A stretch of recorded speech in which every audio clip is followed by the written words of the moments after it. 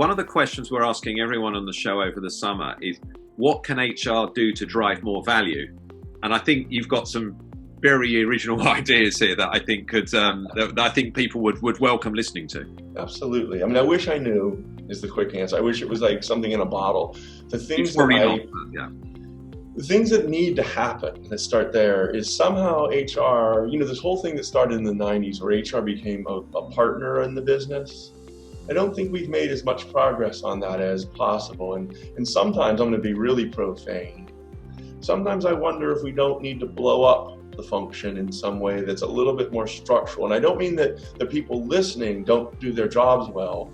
I do mean that it's badly branded. Yeah. It's still seen as like, not in all organizations, but many organizations, oh yeah, bring HR in because we're gonna have to deal with the people stuff.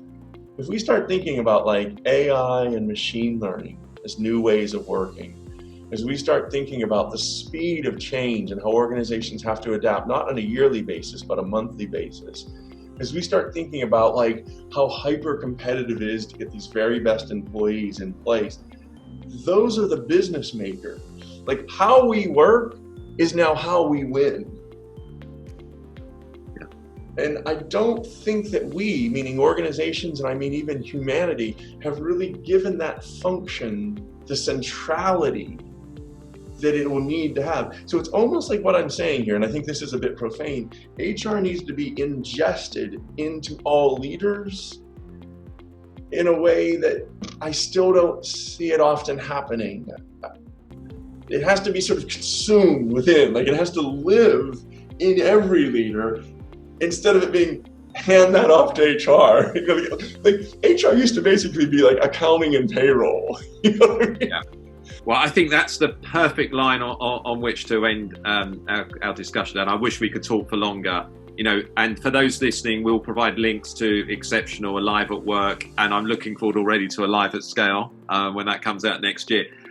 Thanks for being a guest on the show, Dan. Can you let listeners know how they can stay in touch with you and follow you on social media as well? I use Twitter the most, and so that's at DanCable1. That's what I use. I put something out about every day.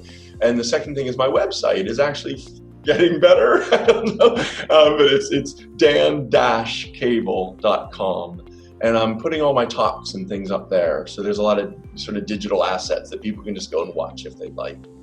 Fantastic. Well, we'll link to that when we in the commentary around this podcast. Dan, it's been an amazing conversation. I feel inspired now for the rest of the day. So thank you so much, David. I also feel really good. Thanks a lot. Thank you very much, and hope we get to meet at some point in the future. We're both in London, so it shouldn't be too far. Shouldn't be too hard. Okay, thanks, Dan. Thank you. In this series, we will be speaking to a range of senior leaders who are pushing a data-driven and digital HR agenda. Make sure that you subscribe via your podcast app of choice and also via our YouTube channel for free and regular interviews with the digital HR leaders of the future.